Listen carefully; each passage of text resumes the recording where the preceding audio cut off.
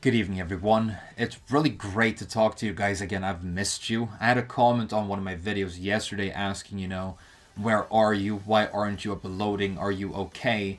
And I just wanted to say that I'm definitely okay and definitely still playing a lot of Tekken and writing and preparing videos on the game as usual.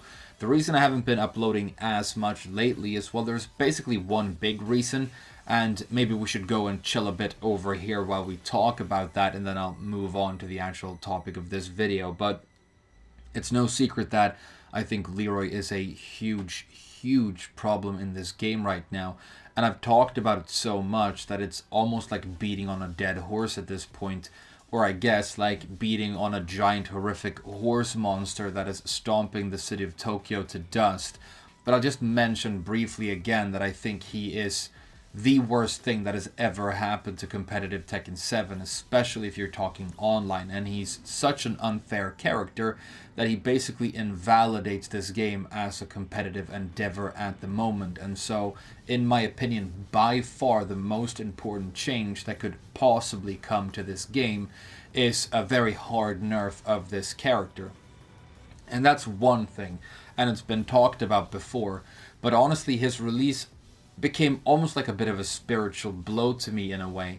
And what I mean is that we always talk about Tekken being this extremely difficult game where you express yourself through your character choice. You devote yourself to this very arduous journey towards skill, and there are no shortcuts.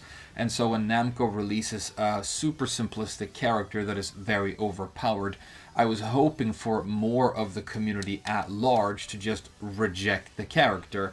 But that's not quite what happened. So many people know that this character is unfair and still choose to use him, from the highest level of tournament play to about 50 or more percent of all the competition I'm able to find online right now. And it kind of made me feel a little bit less romantic about this culture that we've built around the game. I didn't expect that many people to just jump on his dick and ride him like a mechanical bull, and it honestly made me love the people who make this game a little bit less too. The fact that they would intentionally make him this way and then leave him in this state for this long. But Namco have said that there is going to be a big balance patch for the game this month. I think it said mid to late January, which is exactly where we are right now. And so the reason I wasn't making any videos is that I think that patch is basically the only topic in Tekken that matters right now. The contents of that patch, they're so important that it didn't make sense to me to talk about anything else in the meantime. And so every morning when I woke up, I would go to my different news sources and see if there were any patch notes or any definite date for the patch to drop. And when I realized that there wasn't, I would decide to postpone it until tomorrow and check again. But I was preparing stuff in the interim. Now, I still haven't seen any dates or any concrete information on when the patch will come or what it will actually contain. But I might be lacking some information. I'm not on all the different social media platforms, so I have to get all this information secondary, usually from people just sending it to me. But it looks like we still have to wait a bit for this, in my opinion, extremely important patch. And so, in the meantime, I decided to record one of these other videos that I was preparing. And it is actually on a very interesting topic. It's something that I've been thinking about for a long time and discussing with all of my Tekken playing friends, and on podcasts that I do with people like the main man and so on. And it's the sheer size of the current Tekken 7 roster. It's the reason we're on this screen. And when you just look at it like this, it really is a huge roster of characters.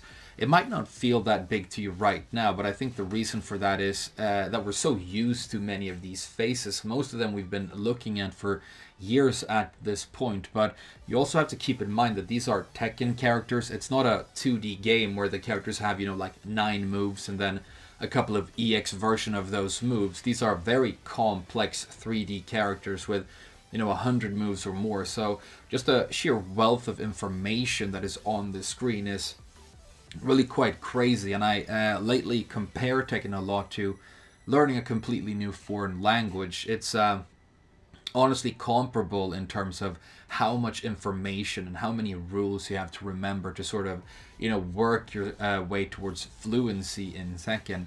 But isn't the fact that the roster is this big very, very good? I mean, these are really cool characters for the most part, and isn't it like Namco just adding more cherries on top of the sundae, and making it even larger and more exciting and delicious? Well, that would obviously be the case unless there were some negative implications for the actual playability of the game. And that's what I want to sort of think about a little bit in this video. Now, the first thing that came to mind when I was looking at the roster and thinking about it today is I was thinking about Tekken 6 and the fact that when that game came out, we had 4 new original Tekken characters in that game total. Pretty small number. And they were Miguel, Bob, Zafina, and Leo. And when I thought about that, I realized that it's crazy how those 4 characters are all 4 characters that I have made videos talking about, where I sort of praise their design and talk about how I think they're extremely well-designed characters. I mean, 3 of them I just happen to play, Miguel, Bob, and Zafina, and I have been curious about, picking up Leo as well. So I honestly think they really, really nailed the character design of those original 4 characters. And then there was an update to the game, and we got 2 more, Elisa and Lars, who were the sort of more simplistic characters for newcomers, and people had split opinions about that. I honestly think that these characters are really quite cool and have sort of fit into the game and into the roster and its store really quite well. So I enjoy these characters as well. But that makes for a total of 6 new original characters. But I counted the number of characters that have not existed in any previous game in Tekken 7 right now, and it's twice that. It's 12, as far as I can tell. And those are just new original characters that haven't been in any other Tekken game. It's not counting, legacy characters that we haven't seen for a really long while and stuff like that. There's obviously the whole weirdness where we have 2 bears for some reason as well. But that's a large number, and it adds to this already really large roster. So what implications does that have for the gameplay potentially, in my opinion? Well, we talk a lot about this word bloat, and we were talking about it on that last podcast, and I think bloat really is happening in the roster right now, especially when you consider the fact that we have so many characters that are unique and bring character-specific mechanics with them into the game. The fact that we have these 3 2D characters right now, and the fact that the 2D characters, even though they have similarities, I think Akuma and Elisa are very similar characters. Akuma is just a very overpowered an extremely unfair version of Elisa, or Elisa is an unfinished, barely functional version of Akuma. But then Geese has his own unique stuff going on, and so that just adds to all the strangeness and things that are going to be difficult to understand when you're picking this game up for the first time. But the other big thing about the roster being this large is I think it makes it more difficult to balance properly. And the 2D characters are actually a really good example of that, especially Akuma. This is the most patched and changed character in this game by far. It might be the most patched and changed and updated Tekken character in history. And if you had access to the arcade release of this game before it was available for console, you remember how they were hotfixing this character, I think 5 times during the arcade run, and then he's been changed massively during the arcade release lifetime of this game as well, and he's still considered to be, by a lot of people, most people I think who know a lot about Tekken, an overpowered and problematically balanced character. The reason Akuma isn't considered as much of an issue, at least by me as Leroy, is with Akuma you have extremely high level difficult execution coupled with that insane power. With Leroy you have a similar or even higher power level, but you can play him with one hand while you're jerking off with the other. It's like this super simplistic, Simon Says kind of playstyle. But yeah, when you have characters that are all trying to be unique, they're all bringing their own stuff to the table, they have to have their own flavor, and there's this many of them, making sure that the roster is balanced and fair becomes very, very difficult. And it becomes even more difficult or strange when you consider the fact that it doesn't seem to always be a high priority for Namco to make sure that the roster is well balanced when they add new characters. And I'm talking about the concept of power creep here. We've seen most new characters that come out in the game be really quite powerful on release, and that's not always the case. People like to bring up Negan and the fact that he wasn't great when he first came out, but he's really great now after a couple of updates. I honestly think that this character is extremely strong at the moment. I think I would place him in the top 10 characters in the game. And that's slightly controversial. Not everybody's going to agree with that, but I think he's very solid now. He wasn't great when he came out, but if we talk about Season 3 characters, for example, they're all considered to be really quite powerful. I think Gondry is an easy top 10 in the game right now. Zafina is a well-balanced character in my opinion, but, you know, Arslan Ash and players like that who really know what they're talking about, by the way, call her top 5. And a trend that we've been seeing is that we have these really exciting new designs for new characters. I mean, just these Season 3 characters, Zafina with her visual update and the hand, the whole update to Gondry, a completely new stance. I mean, the whole visual design of Lolroy, which I still think is excellent, and the fact that he has like his own rap song and this whole aesthetic. A lot of effort going into developing these characters, but does that potentially need to or lead to neglect of the older characters in the roster and difficulty for them to keep up, especially in terms of, you know, power creeping characters getting progressively stronger? If you add 2 new characters to a game, like in Tekken 6 in an update, and they're slightly stronger than the average character already existing in the game, it's not a huge issue. But when you keep on adding characters like this over years and years and years, then the newest character is going to run far ahead in terms of power of some of the older characters. And I think one example I want to bring up here of how it seems to me that the development of new and exciting characters has sort of led Namco to neglect some of the older characters. So maybe we should just pick what I currently believe to be the weakest character in all of Tekken, Inceliza, and what I currently believe to be the strongest character in all of Tekken, Lolroy, and go to a stage and just illustrate this with a little bit of an example. Now, it's not universally agreed upon that Inceliza is the worst character in the game, but most people agree that she's very, very bad. So this is not just me. I saw a very interesting tweet from Chanel, who is my personal favorite Tekken player to watch in the entire world. I think he's amazing. I think he makes interesting character choices. I think he has a wild and cool style. But he made I think it was a tweet basically saying that this down 3 and its cancel is like terrible on hit, terrible on block, terrible on counter hit, and it means that the character is crap. So what does he mean by that? Well, this move, as you can see right here, is -5 on hit, which is not good. You usually get some small amount of disadvantage for low pokes, but -5 is really quite big. And then this is the famous clean hit property low that you need to clean it to be able to access your DP naturally, and that's what allows you access to your super with the character. So this is like a very important nexus move with the character, and I've said this before, if you look at the design of Inceliza, it's obvious that this was something that they designed the character around. It's key for her. It's kind of like you know, an electric for a Mishima. It's what the rest of the design kind of revolves around in a lot of ways. So it's a very important low. And it's really, really bad. The worst thing about it being the fact that the clean hit range that you need for this to hit naturally is small enough that it completely loses to back dashes, which is a big problem. Now, the fact that you could take this low and just improve the clean hit range of it a little bit, and it would catapult this character from the absolute bottom of the tier list right now into the pantheon of usability. It wouldn't make her overpowered, it would just make her a lot more useful. It would make her feel more complete. It would make her feel more like a real Tekken character.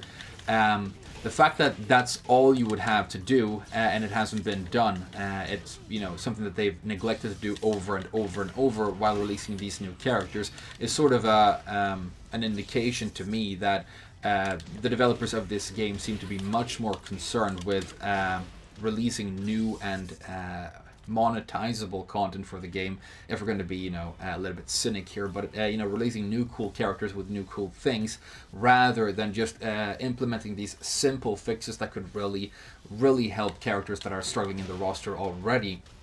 And that is probably something that would not be happening if the roster was a lot smaller than it was, or if there was some sort of limit to how many new characters the developers could actually implement, you know.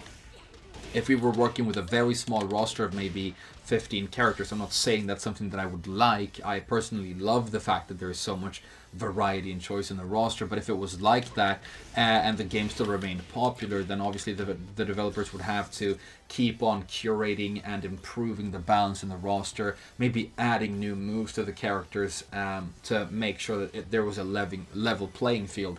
And I think that is very, very good for the long-term health of the game. When you try and keep the game, you know, well balanced, try and keep all the different characters reasonably balanced, so that you can express yourself through your character choice, where you don't have to feel like you are getting the short end of the stick. And if you're playing a character like Inceliza right now, who's this bad, or, you know, one of her brothers or sisters at the bottom of the tier list, you know, a Gigas or a Miguel or something like that, and you're running up on these Leroys who are obviously trying a lot less than you, but getting a lot further simply because of the inherent unfair design that doesn't feel very good. However, it is super exciting when a new cool character like Leroy comes out. The company makes money, people get excited, they make videos, they make tutorials, there's all this promotion going on, and so that's really explosive in the short term, but perhaps not as healthy for the game in the long term. And I also made that argument many times when I talked about specifically guest characters. You know how people will get really excited about a guest character from a game like Final Fantasy or Walking Dead, but the people who buy that character or play the game because they like the property that guest character is from are usually going to drop it quite soon after. The people who have to stick with that character and deal with it in the long term are the people who love the game and would play it regardless. And so I think it is important to consider them when you're designing the balance in your roster. So these were just some of the things that I had on my mind when I was thinking about the size of the roster today, and I'm really interested to know what you guys think about this.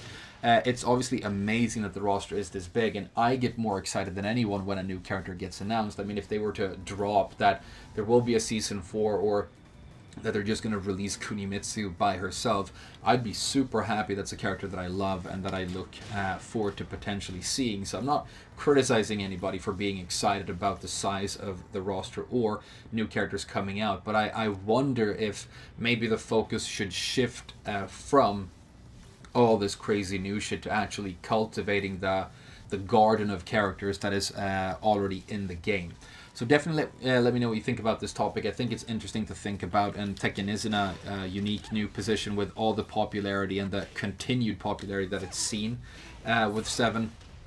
And you know what's going to happen in future games in Tekken 8. Now that the roster is this big, they are going to have to prune so many characters. I mean, not all Tekken 7 original characters are going to make it through.